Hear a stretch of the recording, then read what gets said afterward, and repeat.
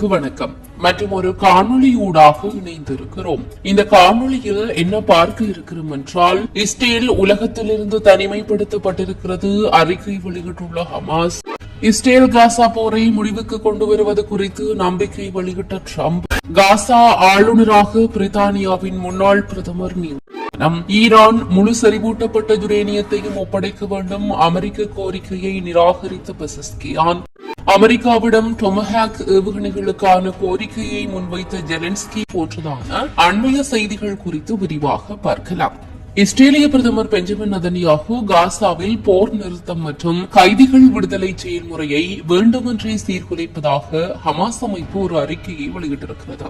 ஐக்கிய நாடுகள் சபையின் பொதுச்சபை கூட்டத்தில் நெதன்யாகுவின் உரைக்கு முன்னதாக ராஜதந்திரிகள் வெளியேறியது இஸ்ரேல் உலகத்தில் இருந்து எவ்வளவு தனிமைப்படுத்தப்பட்டிருக்கிறது என்பதை நிரூபிக்கிறது என்றும் ஹமாஸ் அமைப்பு குறிப்பிட்டிருக்கிறது. போர் குற்றங்களுக்காக குற்றம் சாட்டப்பட்டுள்ள இஸ்ரேலிய பிரதமர் பெஞ்சமின் நெதன்யாகு பாலஸ்தீனத்தின் காசாவில் நடந்த படுகொலைக்கு எதிர்ப்பு தெரிவித்து தனது உரையை தொடங்கிய போதோ ஐநா பொதுச்சபை அமர்வில் இருந்து பல்வேறு நாடுகளின் பிரதிநிதிகள் வெளிநடப்பு செய்தார்கள். இது தொடர்பாக ஹமாஸின் அரசியல் பணியகத்தின் தலைவரின் ஊடக ஆலோசகர் தாகர் அல் நுனு தெரிவிக்கையில், ஐக்கிய நாடுகள் சபையில் நெதன்யாகுவின் உரையை புறக்கணிப்பது இஸ்ரேல் உலகத்தில் இருந்து தனிமைப்படுத்தப்பட்டதன் வெளிப்பாடாகும் என்று தெரிவித்திருக்கிறார். ஒரு அறிக்கையில் மூத்த ஹமாஸ் தலைவர் நெதன்யாகு மீண்டும் ஒரு முறை இனப்படுகொலை, கட்டாய இடம்பெயர்வு மற்றும் முறையான பட்டினி போன்ற குற்றங்களை பொய்யாகவும் வெளிப்படையாகவும் மறுப்பதாக குற்றம் சாட்டி இருக்கிறார். நெதன்யாகுவின் கருத்துக்களை ஒரு போர் குற்றவாளியின் பேச்சு என்று ஹமாஸ் கூறியிருப்பதோடு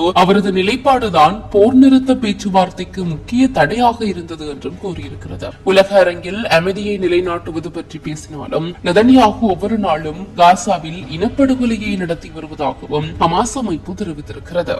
இதேவேளை காசாவில் ஒரு பெரிய திருப்புமுனை விரைவில் ஏற்படும் என்று அமெரிக்க அதிபர் டொனால்டு டிரம்ப் தெரிவித்திருக்கிறார். பணைய கைதிகளை விடுவிப்பதற்கும் போரை முடிவுக்கு கொண்டு வருவதற்கும் பேச்சுவார்த்தையாளர்கள் ஒரு ஒப்பந்தத்தை இறுதி செய்யும் நிலையில் இருப்பதாகவும் அவர் தெரிவித்திருக்கிறார். காசா தொடர்பாக ஒரு ஒப்பந்தம் நெருங்கிவிட்டது போல தெரிகிறது. பணைய கைதிகளை மீண்டும் கொண்டு வருகின்ற ஒரு சந்தர்ப்பம் இது என்று நான் நினைக்கின்றேன். இது போரை முடிவுக்கு கொண்டு வரும் ஒரு ஒப்பந்தமாகவும் இருக்கும்.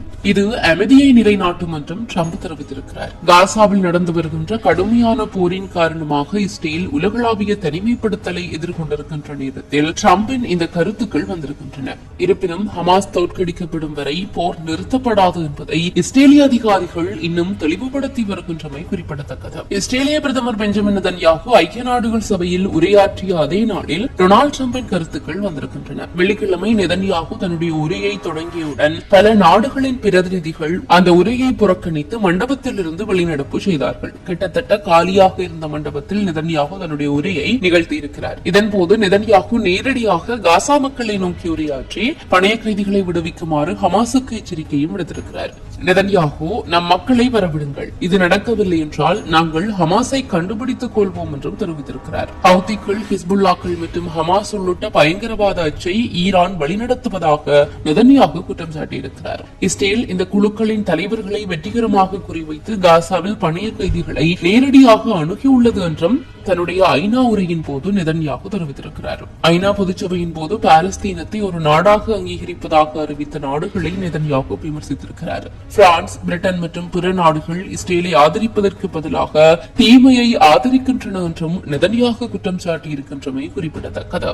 இதற்கிடையே அமெரிக்கா தலைமையிலான அமைதி திட்டங்களின் கீழ் காசாவிற்கான இடைக்கால நிர்வாகத்தில் பிரித்தானியாவின் முன்னாள் பிரதமர் டோனி பிளேர் முன்னணி பங்கை வகிக்கக்கூடும் என்ற தகவல் வெளியாக இருக்கிறது. அமெரிக்க ஜனாதிபதி டொனால்டு டிரம்ப் நிர்வாகம் மற்றும் தொடர்புடைய அதிகார மையத்துடன் டோனி பிளேர் முன்னெடுத்த பேச்சுவார்த்தைகள் காசா போருக்கு பின்னர் உருவாக்கப்படுகின்ற இடைக்கால நிர்வாகத்திற்கு அவர் தலைமை தாங்கலாம் என்றே கூறுகிறது. இந்த திட்டத்தில் ஐநா மற்றும் வளைகுடா நாடுகளின் ஆதரவுடன் பிளேர் இடைக்கால நிர்வாகத்தை வழிநடத்த என தெரிய வந்திருக்கிறது. கடந்த 2007 முதல் 2015 வரையில் மத்திய கிழக்கு நாடுகளின் அமைதி மத்தியஸ்தராக பணியாற்றியுள்ள டோனி பிளேரை இந்த இடைக்கால நிர்வாகத்திற்கு தலைமை தாங்க கேட்டுக்கொண்டதாக கூறப்படுகிறது. ஆனால் டோனி பிளேர் தரப்பில் இருந்து இதுவரை இந்த விவகாரம் தொடர்பில் உறுதி செய்யப்படவில்லை. அமெரிக்க தலைமையிலான அமைதி திட்டத்தில் டோனி பிளேரின் ஈடுபாடு குறித்து இஸ்ரேலிய ஊடகங்கள் கடந்த வாரம் செய்தியும் வெளியிட்டிருக்கின்றன. மேலும் டோனி பிளேர் தலைமையிலான இடைக்கால நிர்வாகமானது பாலஸ்தீனர்களிடம் கட்டுப்பாட்டை ஒப்படைப்பதற்கு முன்பு 5 ஆண்டுகளுக்கு உச்ச அரசியல் மற்றும் சட்ட அதிகாரமாக இருக்க ஐநாவின் ஒப்புதலை நாடும் என்ற தகவல் வெளியாகி இருக்கிறது. இந்த அதிகார சபை 25 பேர் கொண்ட செயலகத்தையும் 7 பேர் கொண்ட குழுவையும் கொண்டிருக்கும். தொடக்கத்தில் காசாவின் தெற்கு எல்லைக்கு அருகில் இருக்கின்ற எகிப்தில் இந்த நிர்வாகம் அமைந்திருக்கும். பின்னர் பாதுகாப்பை உறுதி செய்ததும் காசாவிற்கு மாற்றப்படும். ஆனால் 2003ஆம் ஆண்டு அமெரிக்கா தலைமையிலான ஈராக் படையெடுப்பில் பிளேரின் ஈடுபாடு தற்போது காசா விவகாரத்தில் அவரது செயல்பாடுகளை சந்தேகத்துடன் பார்க்கும் நிலைக்கு தள்ளலாம் என்று கூறப்படுகிறது. மறுபுறம் பொருளாதார தடைகளில் இருந்து 3 மாத கால அவகாசத்திற்கு ஈடாக ஈரான் தனது அனைத்து செறிவூட்டப்பட்ட யுரேனியத்தையும் ஒப்படைக்க வேண்டும் என்று அமெரிக்கா கோரிக்கை விடுத்திருப்பதாகவும் இது ஏற்றுக்கொள்ள முடியாதது என்று இந்த கோரிக்கையை நிராகரித்திருப்பதாகவும் ஈரானிய ஜனாதிபதி மசூத் பெசஸ்கியான் தெரிவித்திருக்கிறார். அமெரிக்கா நம்முடைய செறிவூட்டப்பட்ட யுரேனியம் முழுவதையும் அவர்களிடம் ஒப்படைக்க வேண்டும் என்று விரும்புகிறது. அதற்கு ஈடாக அவர்கள் எங்களுக்கு 3 மாத தடைகளில் இருந்து விலக்களிப்பார்கள் என்று ஈரான் செல்வதற்கு முன்பு நியூயார்க்கில் செய்தியாளர்களிடம் பெசஸ்கியான் தெரிவித்திருக்கிறார். அது மட்டுமன்றி இது எந்த வகையிலும் ஏற்றுக்கொள்ள முடியாதது என்றும் திட்டவட்டமாக தெரிவித்திருக்கிறார். இதற்கிடையே ஈரான் தனது அணுசக்தி திட்டம் தொடர்பாக ஐநாவின் தடைகளை மீண்டும் கொண்டு வருவதற்கான சர்ச்சை பொறிமுறை குறித்து ஆலோசனையை மேற்கொள்வதற்காக ஜெர்மனி, பிரான்ஸ் மற்றும் ஐக்கிய ராச்சியத்திற்கான அதன் தூதர்களை ஈரான் திரும்ப அளித்திருப்பதாக அந்த நாட்டின் மெஹர் அரசு செய்தி நிறுவனம் தெரிவித்திருக்கிறது.